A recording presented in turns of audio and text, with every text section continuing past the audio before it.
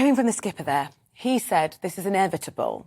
Do you agree with that analysis? Yeah, I mean, because we're not equipped to deal with it at the moment, and we should have our borders secure, and we should ideally be going after the gangs and making sure that people don't leave, say, France in order to come here. Or, alternatively, we should have a safe route where people, if they are sat abroad, they can apply for asylum without having to make these crossings. At the moment, the only way to apply for asylum is to actually land on here. And the gangs use that as a selling point.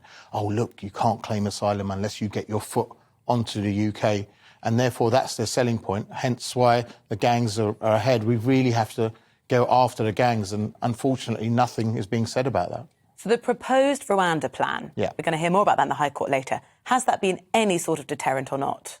Not really, because the numbers, you can see that it's not deterring people coming over.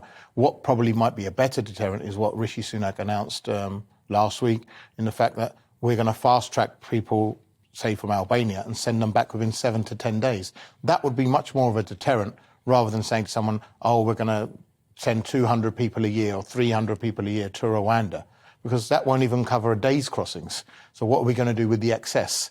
And therefore, it's not acting as a deterrent. And plus, no flights actually taking off. So, is that the crux of it, though, that the government haven't actually managed to engineer this policy in practice? There's going to be a ruling today in the High Court about the legality of it.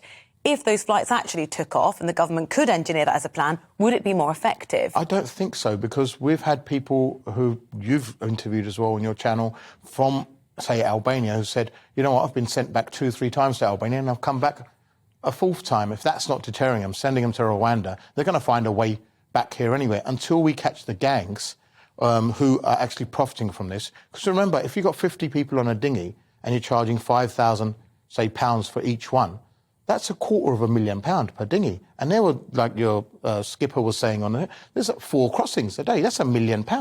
Now, the gangs don't care whether 3 people die, whether 20 people die. All they're worried is making that £1 million, £2 million a day that they're making. There's more money made in people smuggling than there is in drug smuggling. We go after drug smuggling gangs. You see all the news about drug smugglers being put inside, given life. You don't see that about people smugglers. When's the last time you saw a people smuggling gang go down? And if they do, they get more than 2 or 3 years, they're out again, they're operating. So until we set up elite units to actually get these gangs, there's not going to be a deterrent. There's always going to be a selling point.